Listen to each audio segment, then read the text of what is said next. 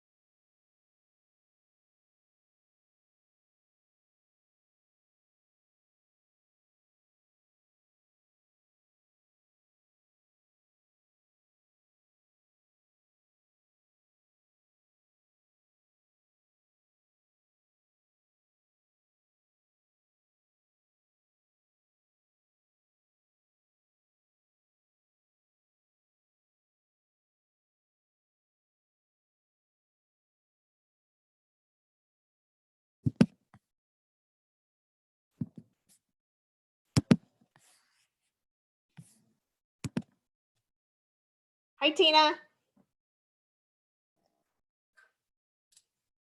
I've got to try our website, so I'm going to put it on mute. And I can't hear you. You can't hear me? I just was on a webinar and they can hear me.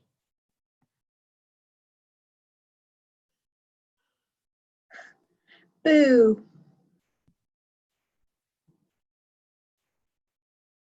There's Sarah. Hello. Hi. Can you hear me? Yes. Oh, Tina. Okay, Sarah, I'm Heather with the library. I'm going to put myself on mute. I've got to check the website. Okay, sounds good. Can you guys hear me with these headphones? But Tina can't hear. Okay. Can you hear me without the headphones? I can hear you with them, but Tina's not able to even hear me. So I'm wondering if she's got something on her end. Oh, okay.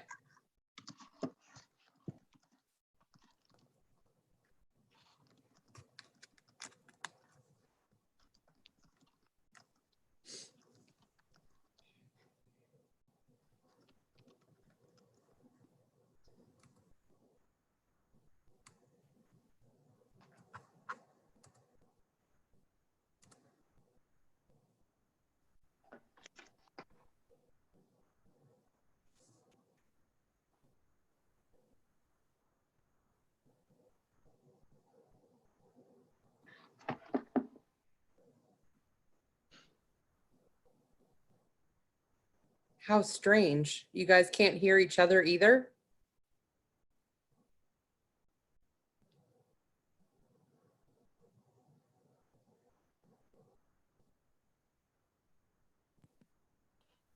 I can't hear her and she couldn't hear me, she said.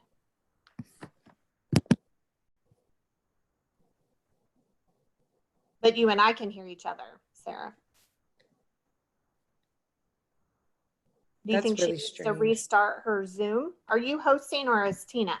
I'm hosting. Maybe she needs to get out and get back in. I don't know. Have you tried that already, Tina?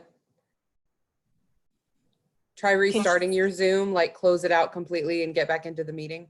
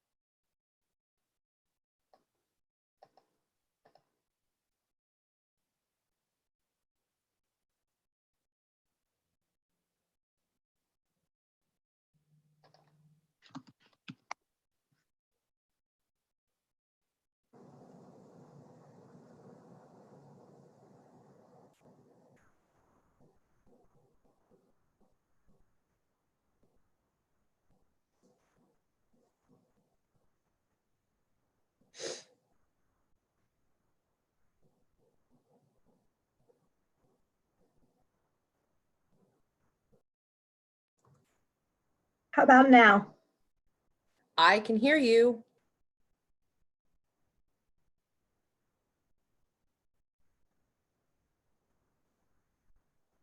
Can you not hear me? Can you hear me? Yes. I can't hear me. That's odd. Can you hear us though? Like me and Heather? Tina, can you hear me?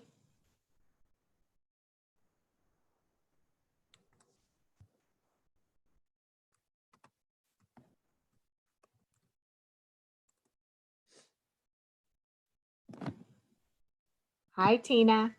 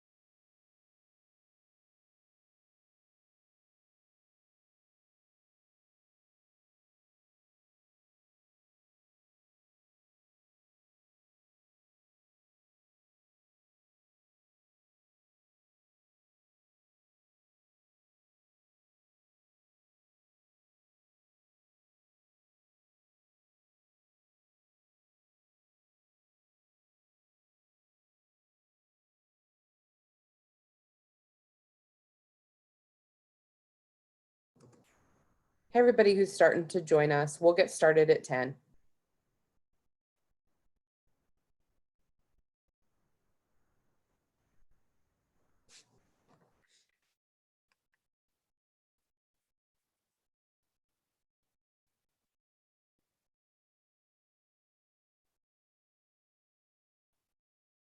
You're on mute, Letha.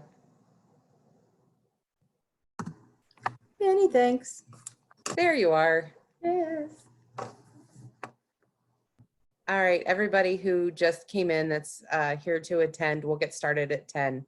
We're just kind of getting things worked out right now with technical stuff.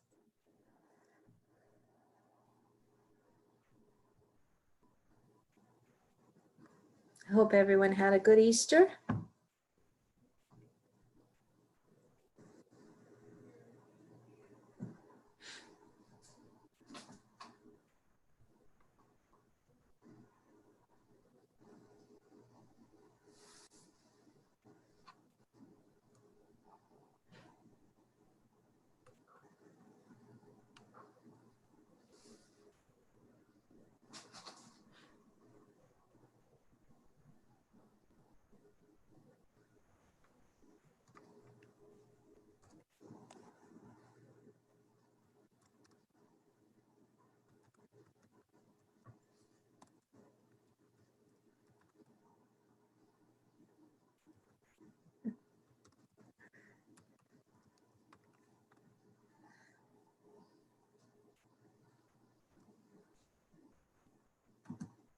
We've been having some technical difficulties getting started this morning.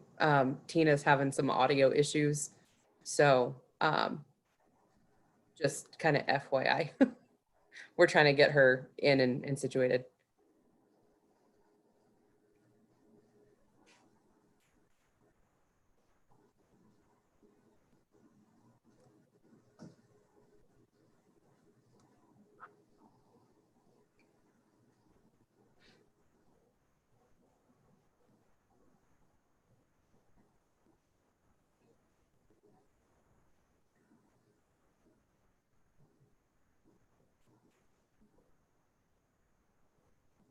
morning.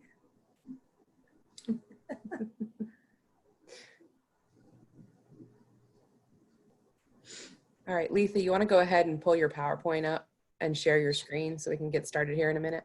I sure can. It says that you've disabled my screen sharing. You should be a co-host, so that shouldn't be the case, but let me see here. Yeah, I've tried twice and it's blaming on you, Sarah. Oops. Go ahead, try now. Okay. Ah,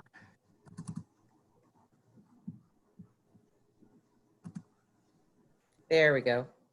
very good. Is it coming up full screen? I am There we go. seeing your PowerPoint screen. Yeah, there you go. There we go.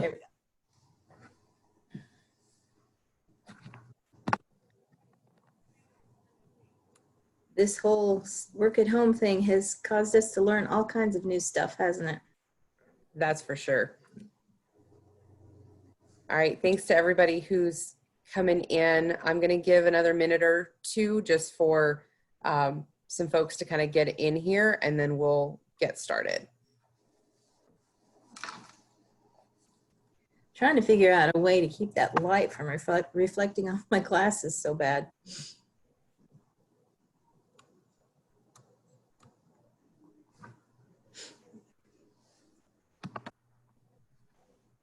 Now I can hear everyone. Yay. There you are.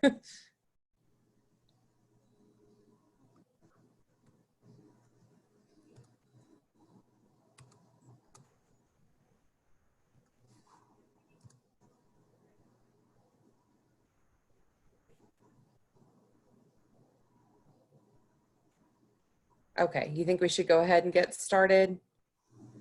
I think so. Okay, so we'll go ahead and get started. Thanks everybody who is here today. My name is Sarah Lorenzen. I am with the Oklahoma College Assistance Program, and we are talking a little bit about financing your college education. I wanted to thank Citizen Potawatomi Nation for having us. We're real excited to talk to you guys today. So I'm gonna go ahead and turn it over to my coworker, Letha, who's gonna be talking to you today. If we have any questions, just put them in the chat box and I'll do the best I can to answer them, or Letha can answer them at the end of her presentation. And we're just gonna ask you to keep yourselves on mute. That way there's not kind of confusion or background noise, and we can make sure that everybody can hear what's going on. And if you're having any technical difficulties, feel free to message me in the chat and I'll do the best I can to kind of help you out there. So Letha, I'm gonna go ahead and turn it over to you.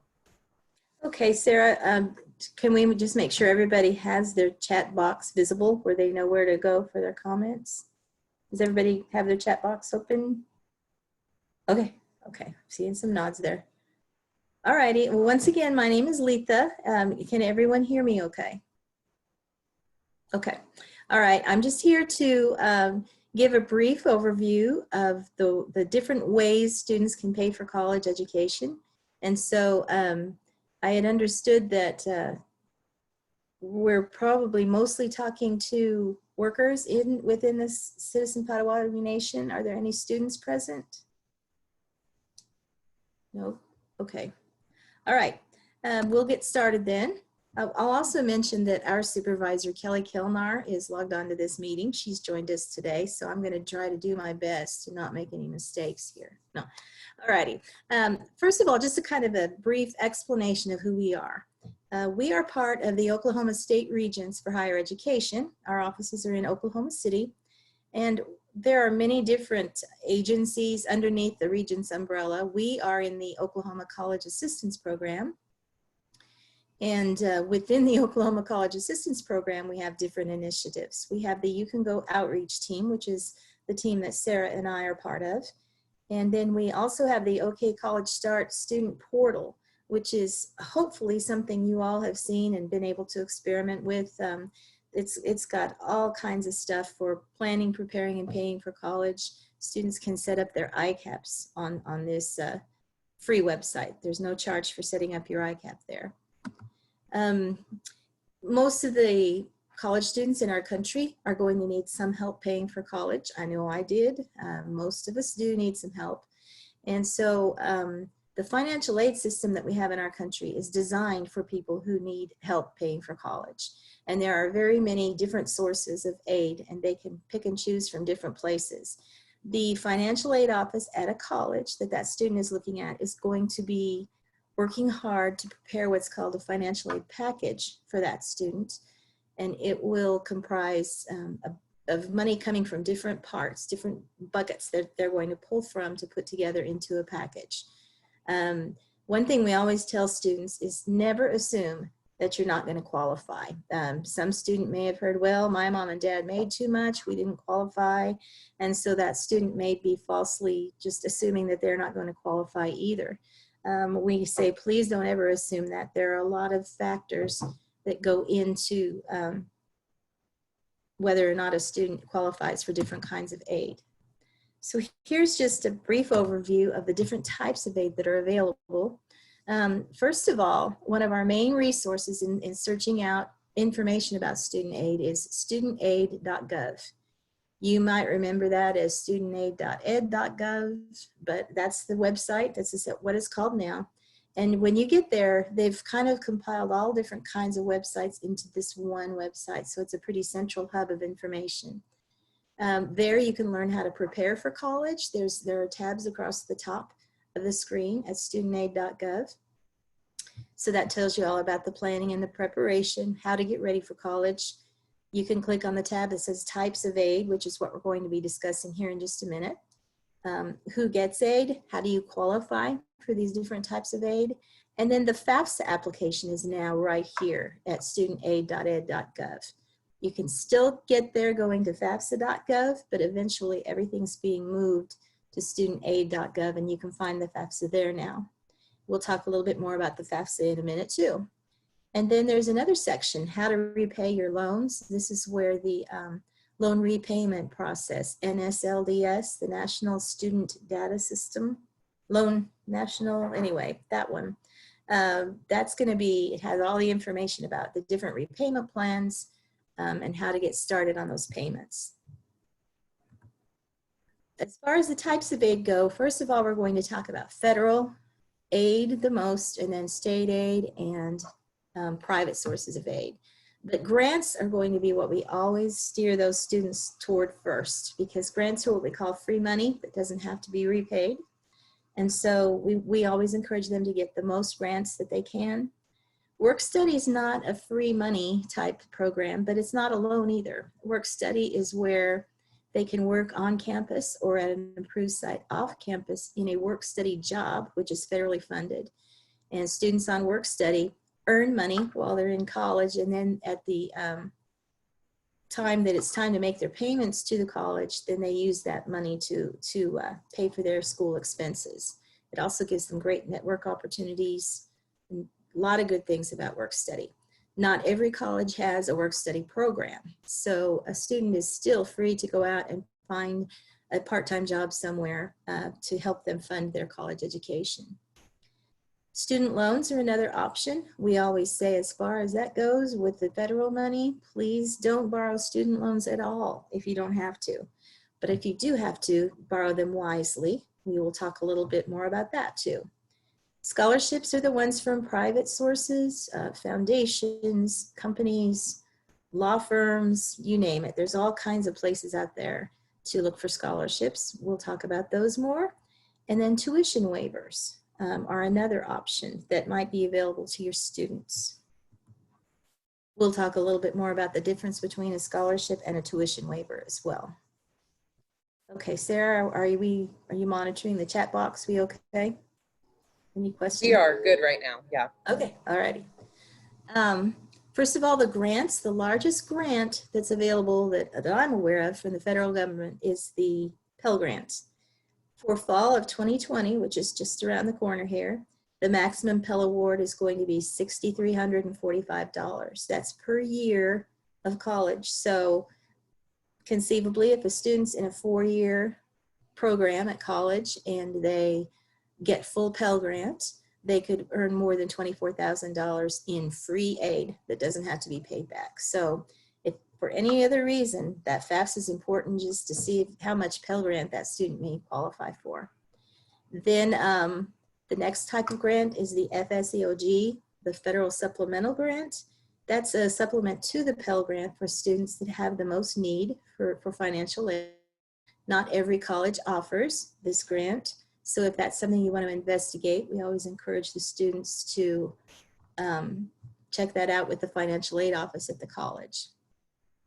The TEACH grant is available from the federal government for students who plan to teach after they graduate from their college program.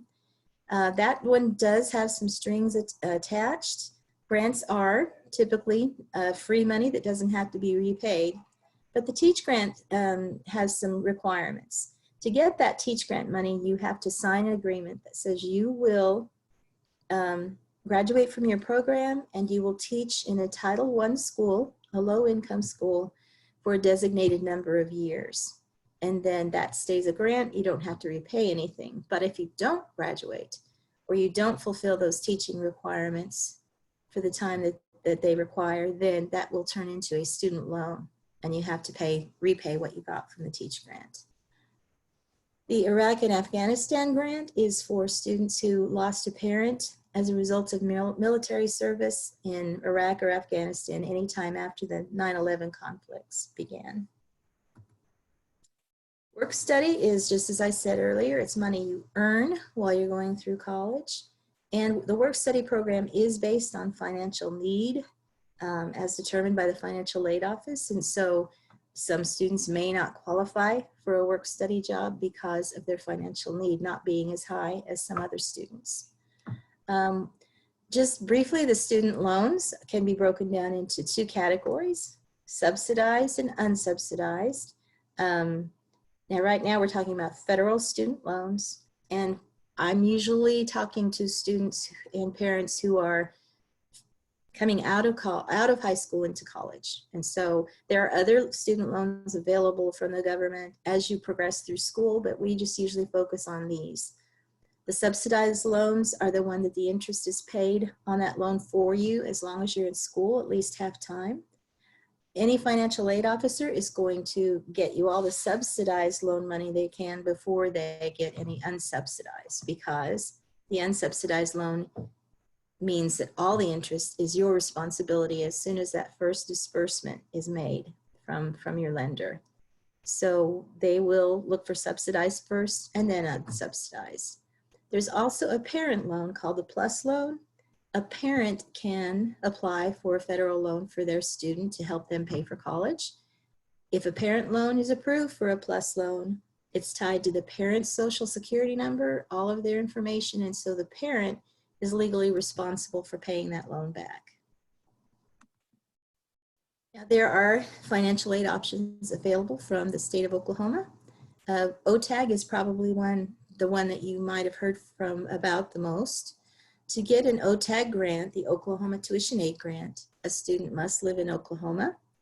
They must attend a college in Oklahoma, and they can get up to $1,000 per year if that student qualifies for Pell.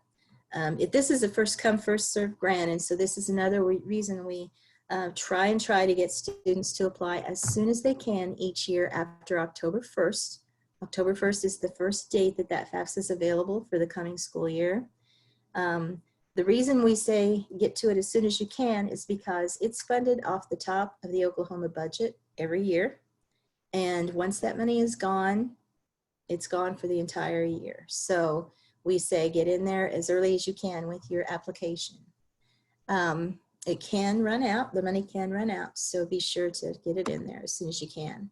There's another grant that we don't hear a lot about, and that's the Oklahoma Tuition Equalization Grant. I've heard it pronounced OTAG and OTIG, but this is a little bit different grant. You still must live in Oklahoma and attend a college in Oklahoma. And the family on this grant has to have a qualifying family income of $50,000 or less per year, or the year that they're reporting. Also, they have to be enrolled at a qualified not-for-profit private or independent college or university. Let me just rattle off the names of those schools who would qualify in these 13 eligible schools. Bacone College, Community Care College, Family of Faith Christian University, Mid-America Christian, OBU, Oklahoma Christian, Oklahoma City University, Oklahoma Wesleyan, Oral Roberts, Randall University, and if any of you are not familiar with the name Randall, that used to be the Free Will Baptist College in Moore on I-35. Southern Nazarene, Southwest Christian, and University of Tulsa. Those are our 13 eligible schools for students to receive the OTEG grant. And it is possible to receive both OTAG and OTEG if you meet all the qualifications for both. Hey, Letha, we have a couple of questions. Okay, how can I help? Okay. The first question was about OTAG. Mhm. And it said, is it for first-time college students or is it for everyone? OTAG is for everyone through their bachelor's degree. They do have to submit a FAFSA each year that they're in school because the Oklahoma Regents have to look at that eligibility and they have to make sure they are eligible for Pell before they can grant that every year to the students. Great, thank you. And then the second question was, how much is the OTAG grant? The OTAG? OTAG. OTAG, $2,000 if all the qualifications are met. And you can get up to 1,000. Oh, I'm sorry, I didn't put that on there. I will have to do that next time. Yeah, Okay. 1,000 for the question. Pels, for the OTAG, 2,000 for the OTEG. Great. And then one more question that just popped in. Does the OTAG and OTEG require a minimum GPA? Neither one requires that. They do have to make sure they're maintaining all of the standards at the college while they're receiving the grant, because if a student falls below that college's satisfactory academic progress policy, they lose their federal financial aid until they get that back up. And that would include loans, OTAG, Pell, and everything. Great, thank you. That's all we got right now. Okay, holler at me if there are more. All right, I wanted to remind everyone of Oklahoma's Promise. Of course, that's what you have to apply for in the 8th, 9th, or 10th grade. So of course, students who are looking at college now, if they haven't applied for Oklahoma's Promise, it's too late for juniors and seniors. But just a reminder to those students who are receiving Oklahoma's Promise, they must keep that satisfactory academic progress going. Even though Oklahoma's Promise is a state-funded scholarship, it's tied in with the federal, and if they go below that satisfactory progress and they lose their federal aid, they will also lose Oklahoma's Promise. Now, someone can lose Oklahoma's Promise and still get it back once their satisfactory academic progress is up again, once everything's on board, their grade point average is where it's supposed to be, and that will depend on the college, on what that is supposed to be. Then they can get their Oklahoma's Promise back as long as they're not making over $100,000 during college. The family income is below $100,000.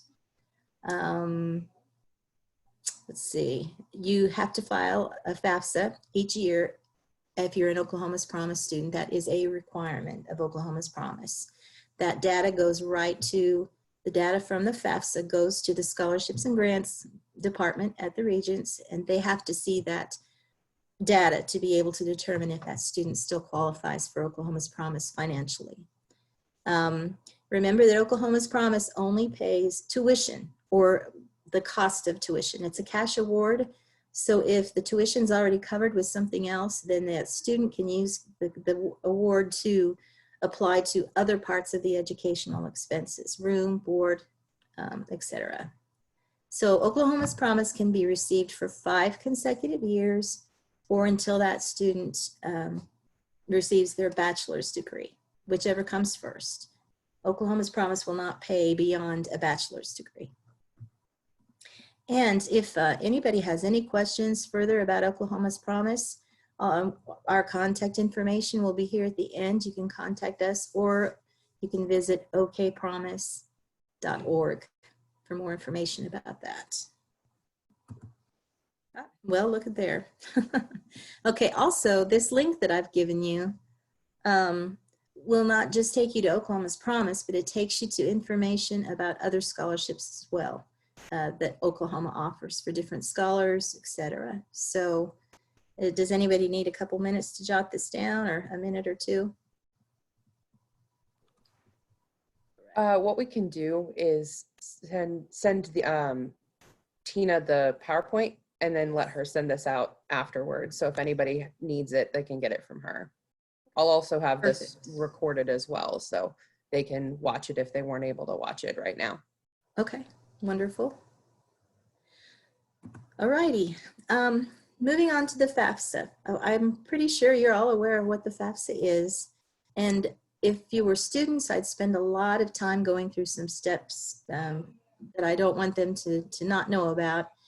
But basically, we'll just review this a little bit. The FAFSA, the letters in FAFSA stand for Free Application for Federal Student Aid. So we emphasize you should never pay to have your FAFSA done. It's a free process.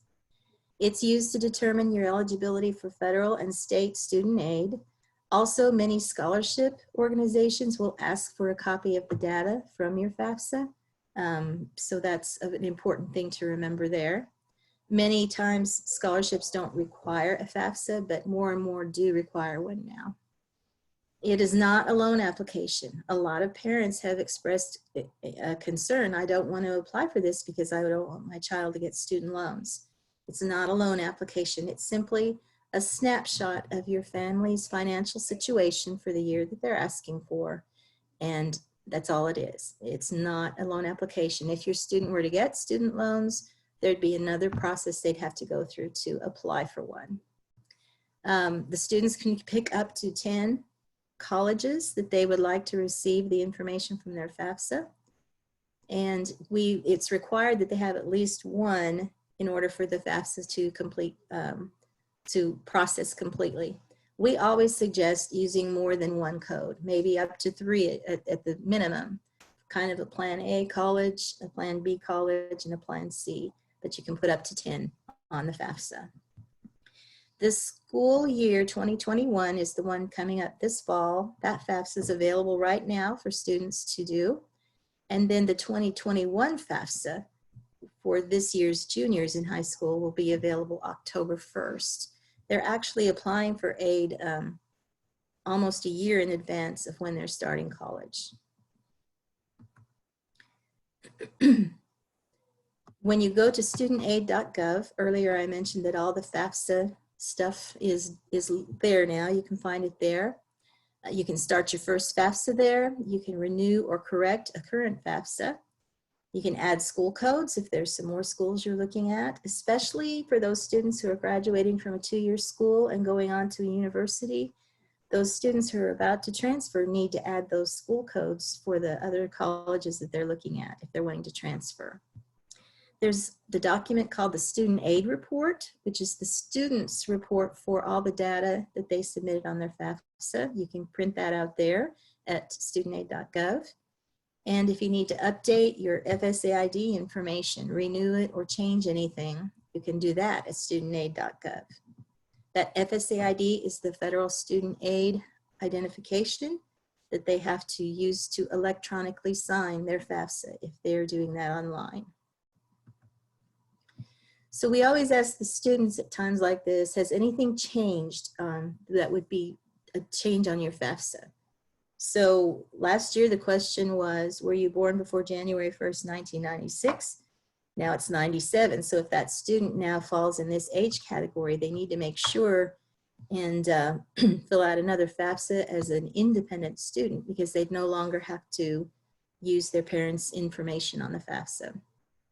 If they've gotten married, they need to make sure and indicate that on their FAFSA, or if they're divorced, because this changes the income levels of whose income has to be submitted on the FAFSA.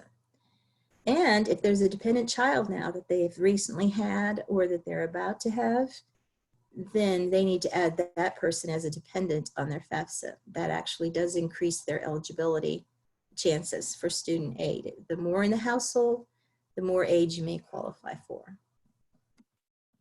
Also, any move, any change in address, phone number, anything like that. if you want to add codes or delete codes for your schools. And here's an important reminder. They're always going to want the tax year information, the tax return from 2 years prior to the year you're starting school. So for this FAFSA that's available right now, the 2020 FAFSA, they need their 2018 tax return information. So it stands to reason if they're filling out the 2021 FAFSA in October, they will need their 2019 tax return, always 2 years prior. That has changed since some of us did our FAFSAs and went to college. So wanted to point that out. All right. I'm not sure. Is it Tessia or Tessia? It's Tasha. Oh, sorry about that, Tasha. I should have asked that before we ever started this presentation. I'm going to hand this over to Tasha for just a few minutes, and I'll let you introduce yourself and we can continue. Absolutely. And I, just as a note, don't have access to the PowerPoint to be able to advance, so I'll just note whenever I'm ready for a new slide. If Okay. you could advance that for me, please. Thank you. So, bonjour, my name is Tasha Zentek. I am the Education Director for the Citizen Potawatomi Nation Department of Education. And so just wanted to highlight a few things about that are specifically for Native American students, if we have anybody on the call who are interested in that information, and just highlight a few things that are happening at the Citizen Potawatomi Nation Department of Education. If you have any further questions after this webinar and you'd like to contact me, my information is there on the screen, and I would welcome your contact. So we can move on to the next slide, please. Ma'am. Oh, what happened? Sarah, do you have your PowerPoint pulled up? I can get it pulled up if you give me just a second. I know I sent you the most recent one. While we're working on that, I know that the next slide was talking a little bit about what we offer within the Citizen Potawatomi Nation.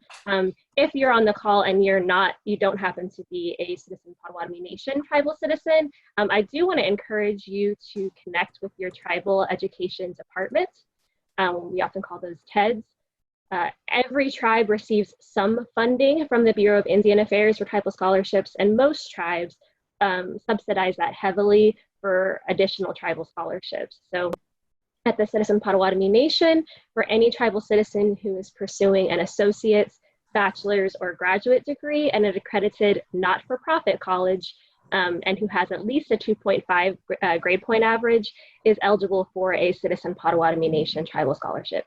Those are our criteria. Every tribe's criteria for their tribal scholarship will be slightly different, but that is money on the table if you're working with a tribal student. So I highly recommend you reach out to that tribal education department, or you can reach out to me, and we have a lot of connections at those tribal education departments, so we would be happy to try to help you connect with that tribal education department. For ours at the CPN, we offer $2,000 for full-time scholarships and $750 for part-time scholarships, up to 3 times a year for the fall, spring, and summer. Those applications are fully online at our education portal, which is portal.potawatomi.org, and those deadlines are there. We do strictly enforce those deadlines, so right now we are accepting summer scholarship applications at the Citizen Potawatomi Nation. Next slide, please. We also have some student advisors on our staff here at the Nation who will work with our Potawatomi students, but are also happy to work with non-Potawatomi or even non-Native American students as our capacity allows. I know that I believe they're both on the line here, Stephanie Hawk and Charles Lee, and then we also work with Matt Higdon, who I believe is on the line as well. All of those advisors are happy to work with a student to find the right college fit for them and to figure out how to pay for it. So that information, if you'd like to connect with us, is right there. You can email us at college@potawatomi.org, or you can call us at that 405-695-6028 number to schedule an advising appointment, which we do happily with anybody anywhere in the world, as our tribal citizens are scattered all over the place. So even before COVID-19, we would be happy to work with students over the phone or via email, and now via Zoom as well. Next slide, please.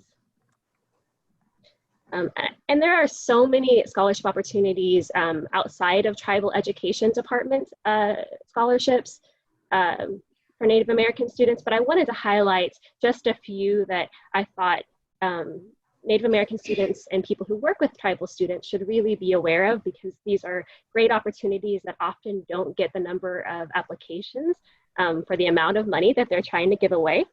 So we don't want to leave that money on the table. The first one that I would like to highlight is the Cobell Scholarship. You might be familiar with that by hearing about the Cobell settlement that happened in 2009. This was a huge settlement that was awarded to tribal nations when it was found that the government was mismanaging some tribal assets. And as a result, there is a scholarship that is for students from any federally recognized tribe. The priority deadline for Cobell has already passed on March 31st, but the final deadline has been extended to May 15th. So if you are Native American or you work with a Native American student and they have not applied for Cobell, I highly encourage you to do that. I spoke to one of the representatives at Cobell this past year, and they were trying to give away money. They did not have enough students applying to give away the number of scholarships that they had available. So please tell your students, or if you're a student yourself, please check out that cobellscholar.org application and submit as soon as possible. While the deadline doesn't come up until May 15th, I do want to point out, just as Letha was saying for some of the Oklahoma and federal grants, that priority deadline is important because those monies could run out. So you have better access to funding if you apply sooner rather than right at the deadline. Similarly, the Full Circle Scholarship is also open for any tribe. That deadline is also May 31st. So that's administered through the American Indian College Fund, which can be found at collegefund.org. They have other scholarships, so that Full Circle is one that they heavily promote. So if you haven't applied for that as a Native American student, and right now, if you're cooped up at home, this is a great time to be working on both of those scholarships that have deadlines that are still coming up. Next slide, please.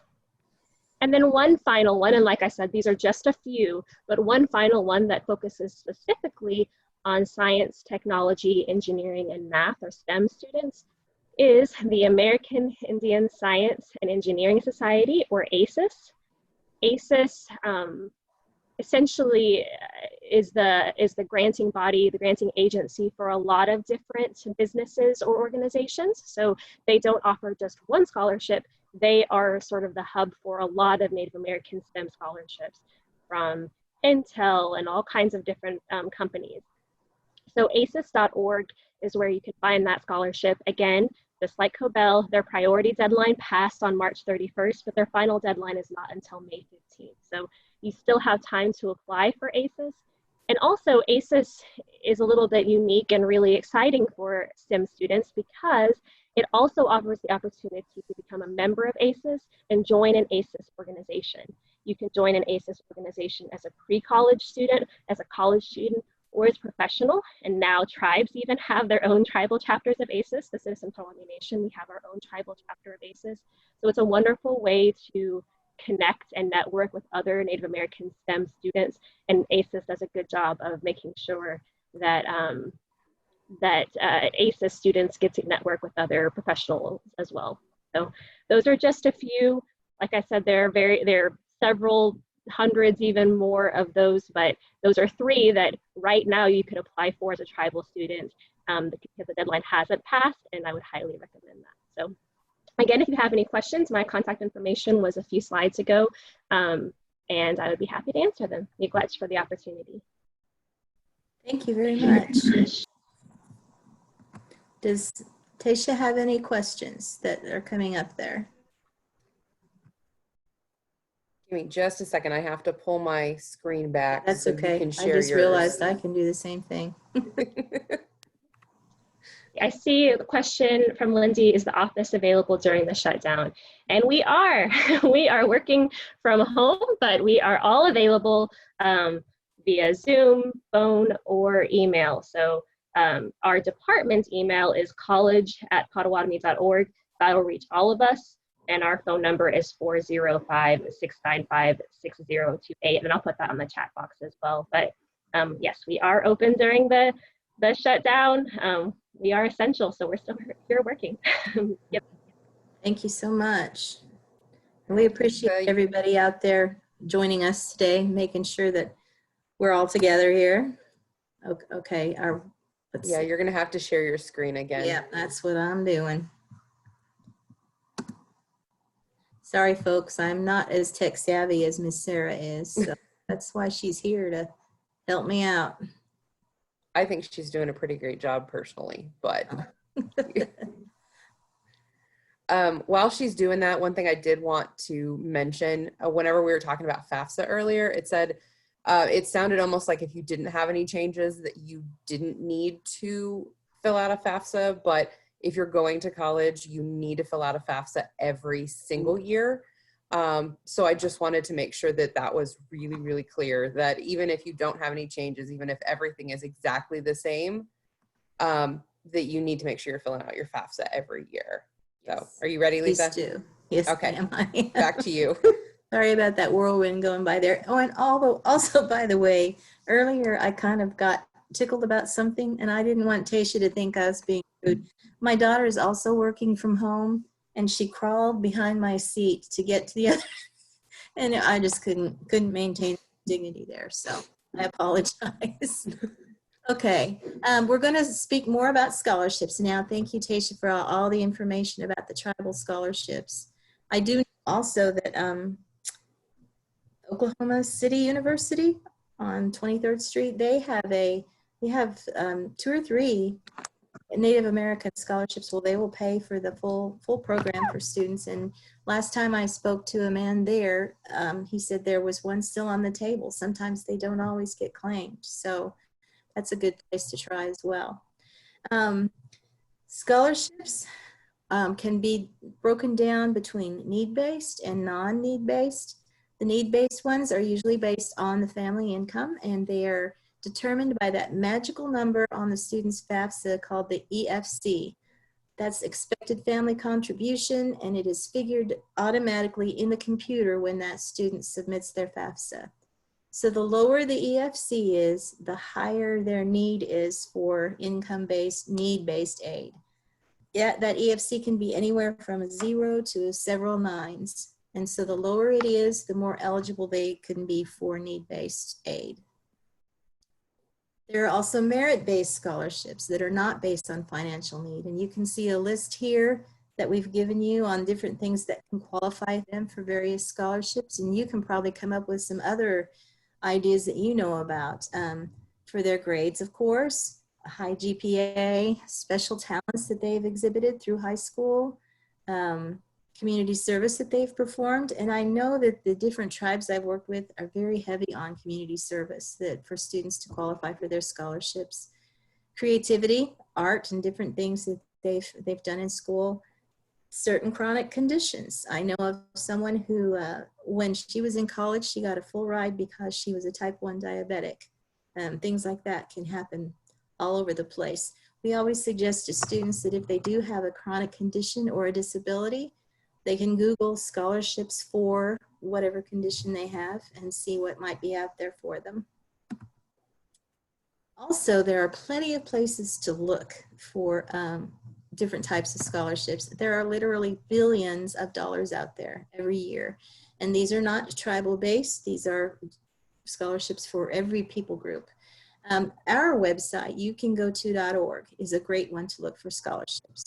If you go to, I'll show you the screen of our homepage in a minute, but our scholarships tab is always in the top right-hand corner. okcollegestart.org is our sister website for the student portal. They have tons of scholarships listed there. I'll show you that website in a second. Then, of course, as Tasha mentioned, the tribal education offices. Anyone working with different tribes can help with the tribal scholarships and other scholarships as well. College websites are one of the best places to look for scholarships because they will show the institutional aid that's available to students. You simply go to that website, usually ends with an edu, and you can look for their scholarship information, and especially the incoming freshmen have tons of scholarships available at many schools. Of course, those would only be available if you attend that college. We have a publication that you can find at youcangoto.org, and it's called Are You Looking for Money? If you were to pull up that booklet online, look for pages 3 and 4, and you'll see several scholarship websites listed where they can start their search, but that is by no means an exhaustive website. They're all over the place. So the more time a student takes looking for scholarships, the more that can pay off. Also think about religious affiliation. One of the scholarships I had when I went to OBU was offered through the Association of Churches that my church belonged to in Colorado. And so check for church organizations, see if anything is offered there. Also different clubs and organizations in town, the Rotary Club, the Moose Lodge, all those different places, they often have scholarships. I know the Rotary Club is still very active in giving scholarships out. Here is the homepage at youcangoto.org. If you click on that scholarships tab up at the top, or anytime you see a bright blue button, it's kind of similar to the bright blue you see on the prepare square there. If you see that bright blue button with a $sign in it, that's the scholarship button. You can also click that button at any time to look for scholarships. And then okcollegestart.org is the student portal that I mentioned earlier. You would click on financial aid planning on that one. And then on okcollegestart.org, you can set up a profile. You tell the computer, this program, all about yourself, your hobbies, your grades, etc.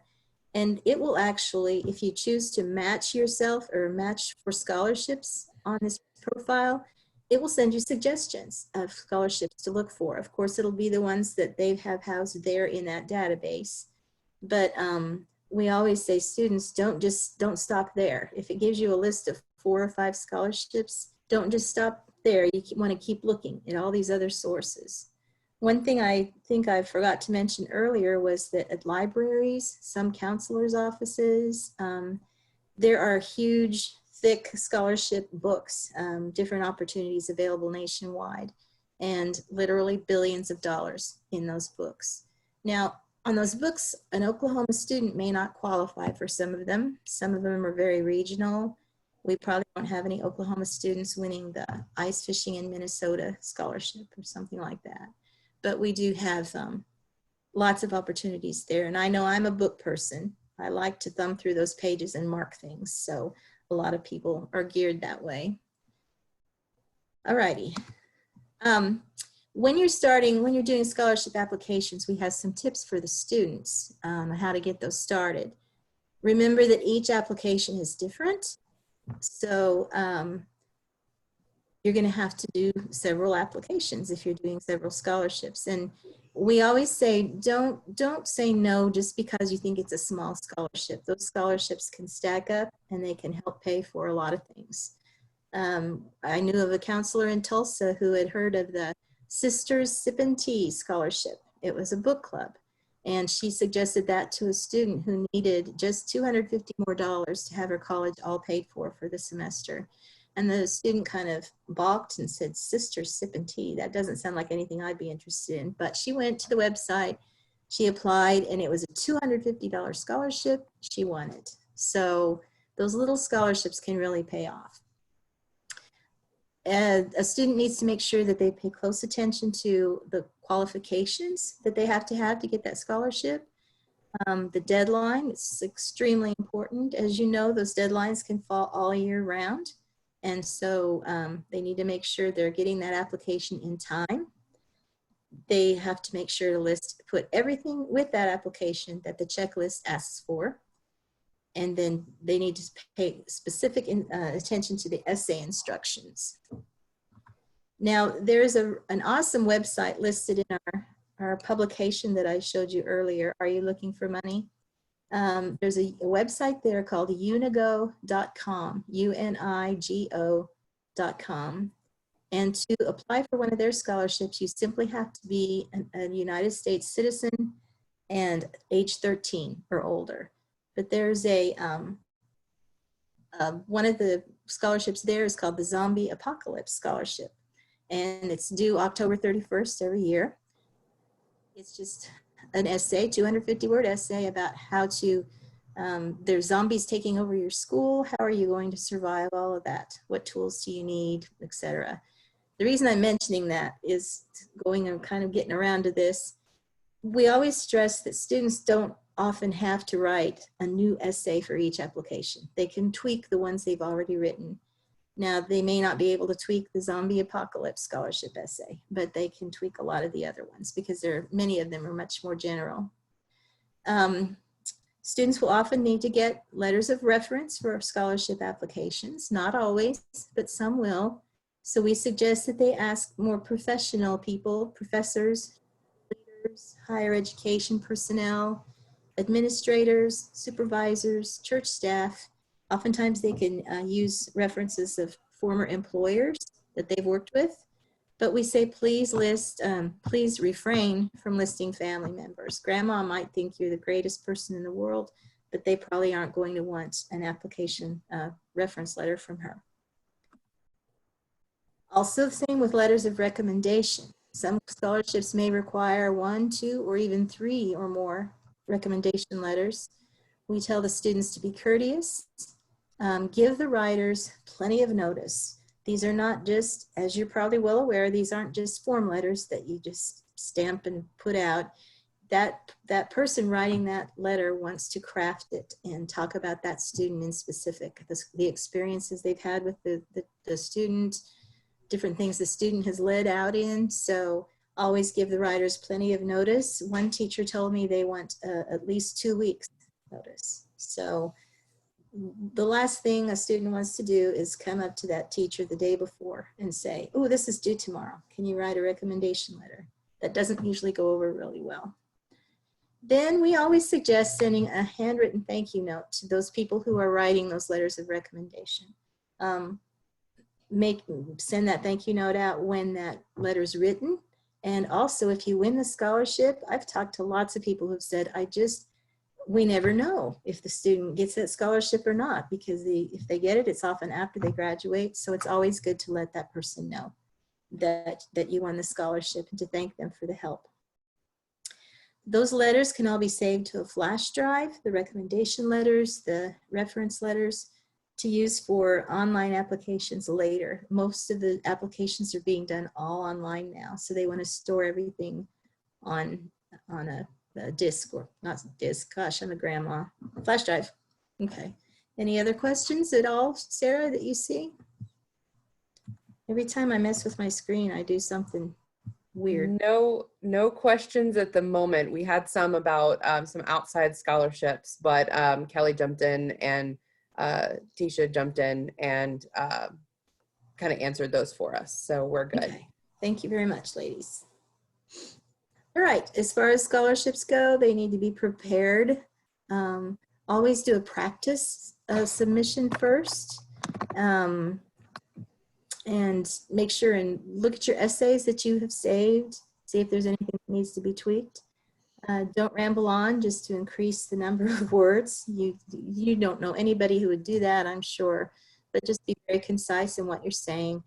And also be honest. One person I heard talking about this subject said, don't tell them that you created the internet. That's been tried before. That's not going to work. So just don't exaggerate your accomplishments.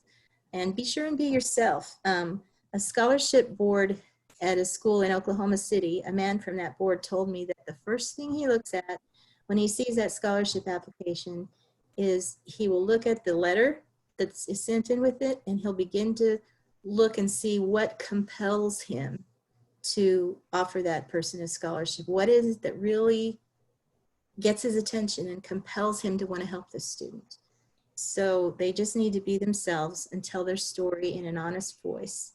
It never hurts to have your scholarship application essays proofed before you send them in. There's nothing wrong with having someone who's good with grammar and knowledge about all of that to look it over before you send it in. Sarah, were you about to say something?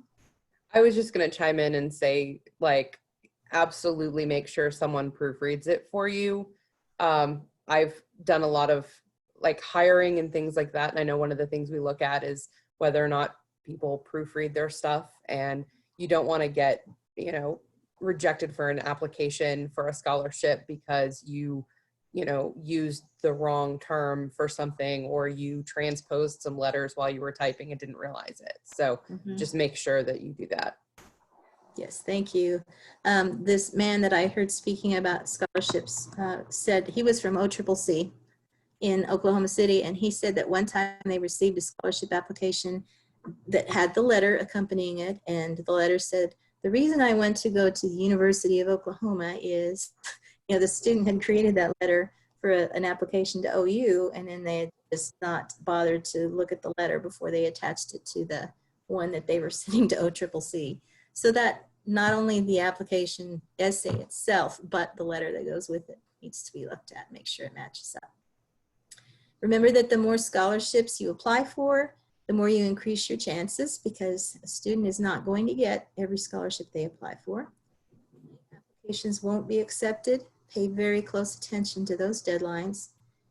And never say no to yourself. Students will often say, I haven't been a good student. I'm not a good writer. I don't want to put myself out there because I know I'm not going to qualify. Leave that decision to the people who are reviewing the application. They're looking for certain types of students, people who really want to be in school, who have a story to tell, and they're going to look at everything about you. More and more schools are going to the holistic approach when they're doing their admissions.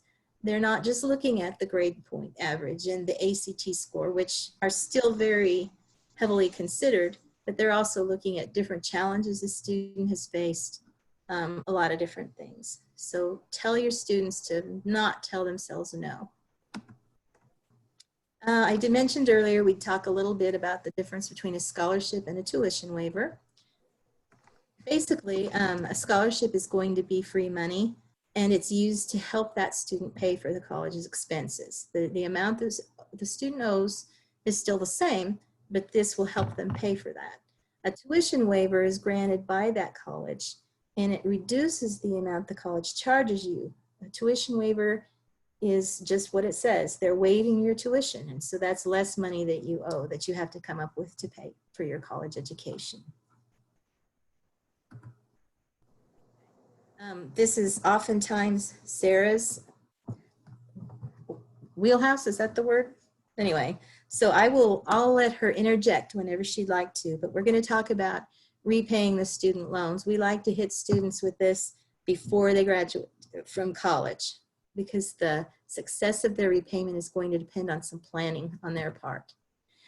This is a lovely ice cream cone that we're going to use to illustrate what type of the best way to pay for college. Consider what you see on the bottom. The biggest part before the ice cream starts is all of the gift aid. You want to get as much of that gift aid as you can. That's your foundation. And of course, that includes scholarships and grants. Also tuition waivers, scholarships. Okay, I went backwards, sorry. The next first scoop of ice cream that you see is the earned money, the work study funds. You can do it through work study, or you can get a part-time job off campus or anywhere if you wish. Saved money, we haven't really talked a lot about that, but any savings is going to help that student in college. And if you go to OK for Saving, the 4 is the number 4, okforsaving.org.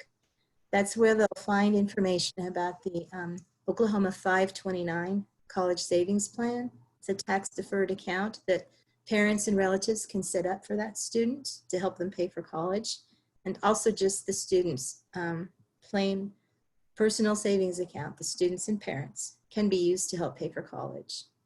It's much less expensive if you have money left over that you have to pay. It's much less expensive trying to make monthly payments than it is to borrow a student loan and have to pay all that money. Which leads us to our last one, the sauce that you see on top of that ice cream cone, the smallest quantity. If you must use student loans, borrow as little as possible. That should never be the cone or any of the ice cream. It should only be the very top of the ice cream cone, as little as possible. And colleges are going to offer those student loans to any student who qualifies. They will offer the maximum amount that that student can get. the student has every right to decline any of the aid that they're offered. And so what they need to do is when they get their financial aid offer from those colleges, they need to look and see what types of aid are available at all those schools that they're going to be eligible for, and only borrow the amount of student loans that's absolutely necessary after those other forms of financial aid have paid. As we know, our student loan system has been in the news a lot.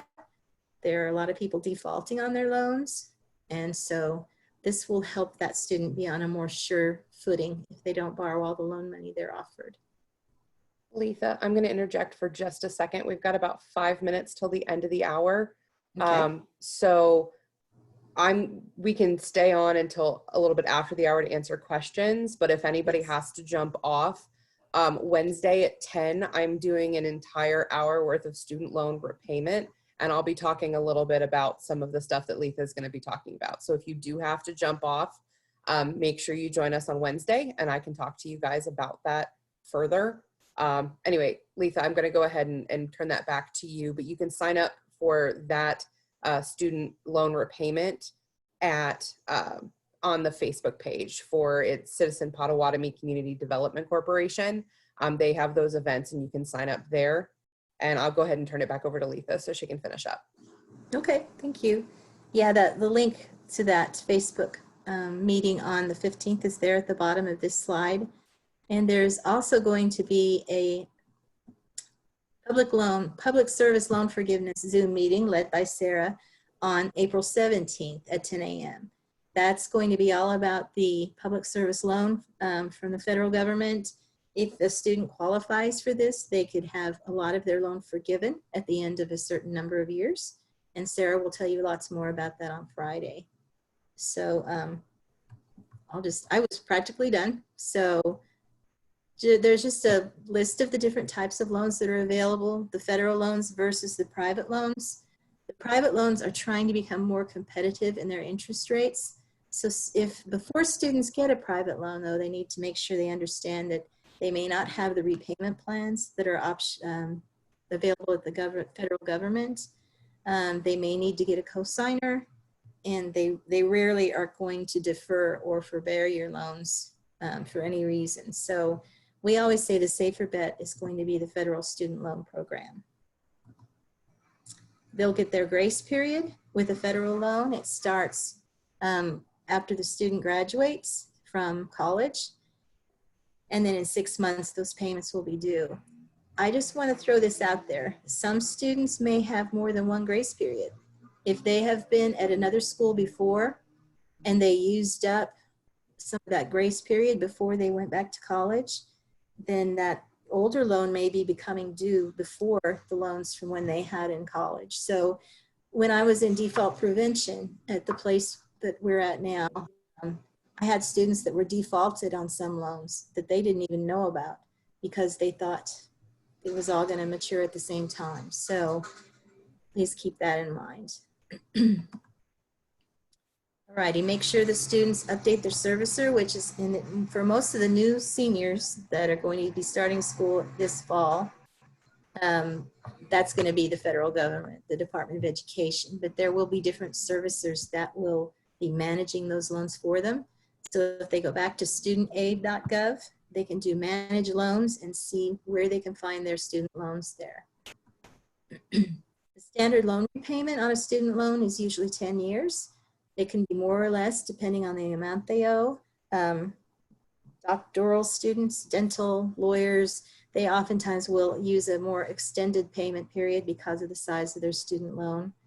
But make sure that you make as large a payment as you can because there's no penalty for paying off a student loan early. And that's just going to save that student a lot of money in the long run. The different payment plans are very well described at readysetrepay.org. There's lots of options for those students. We'll let Sarah talk about loan forgiveness later.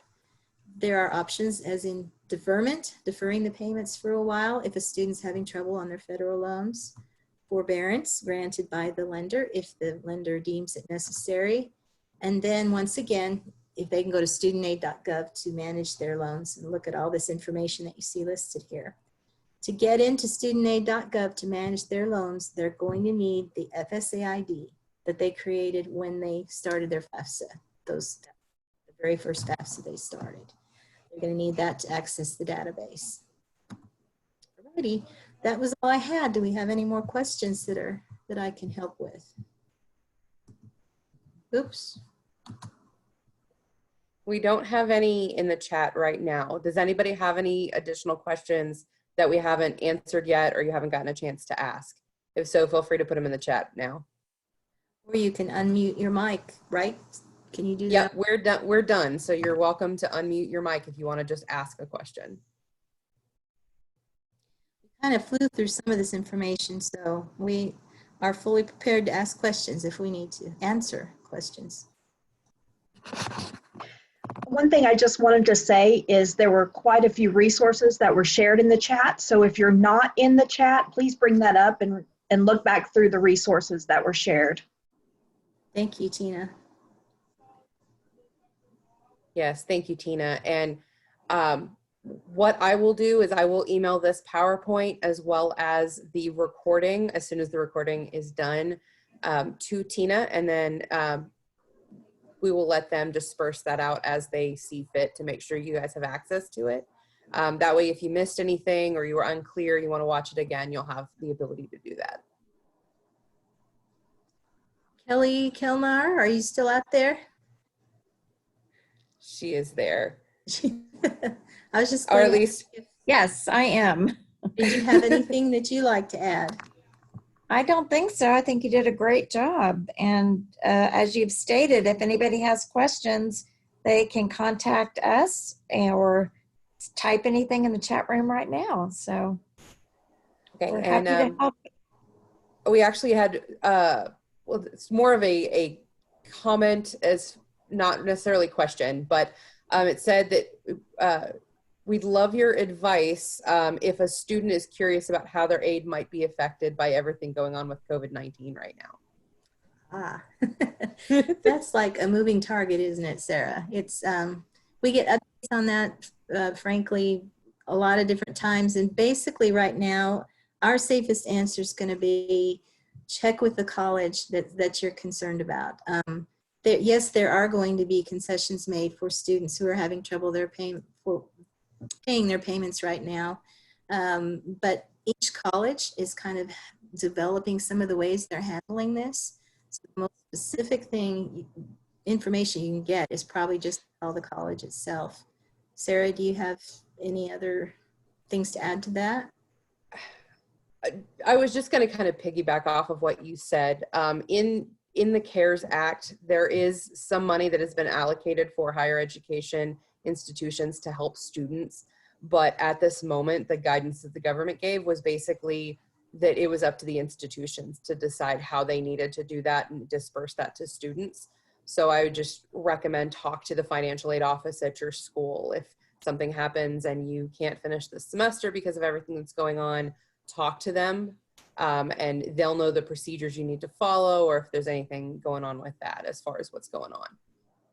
It sounds like a lot of colleges, I'm going to stick my neck out there and say most colleges are waiving such things like housing and all that for the rest of the semester. You know, they're giving refunds and stuff because the students aren't being on in housing. Not all of them at this point, but many are, so. Okay, did we have any other questions?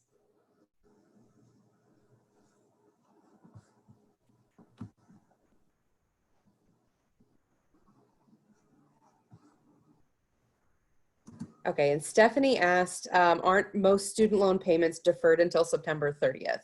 And I'll actually go ahead and answer that one.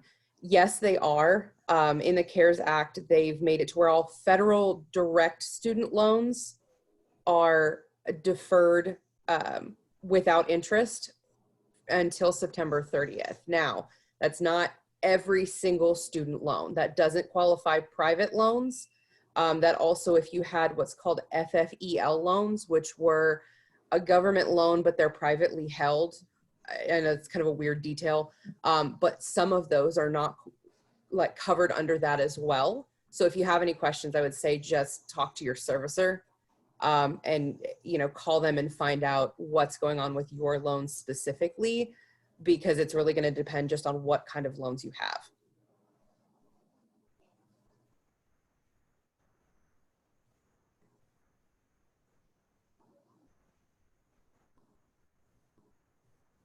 Okay, and if you guys have any other questions that we weren't able to answer that you think of afterwards, please feel free to reach out to us at the phone number on the screen. It's for You Can Go To. If it's student loan related, there will definitely forward it on to me so I can make sure that I can respond to your questions if you have them. So with that, I'll say thank you guys again for having us. Letha, thank you for presenting all this information. Did you guys, Tina or Tasia, did you guys have anything you wanted to add before we leave? Just want to thank you for sharing all of your knowledge and resources with us. We are glad to do it. Thank you guys again for being here, and we'll go ahead and sign off so you can get on with your day. Thank you so much, everyone.